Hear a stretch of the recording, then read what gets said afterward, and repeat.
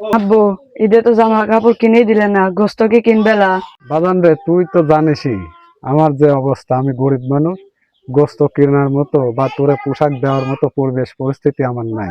ঈদের দিনে তো পোশাক দিলেও না, সন্তানদের মুখে টুকরো গোস্ত তুলে দিতে পারলে না। আমার মতো বাবা থাকার থেকে না না থাকাই ভালো। চলে যাচ্ছি, থাকো তুমি।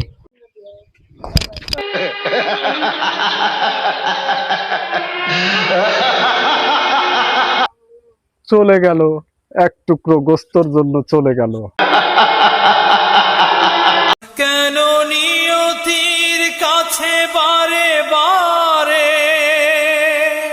হেরে যায় মানুষ এমন?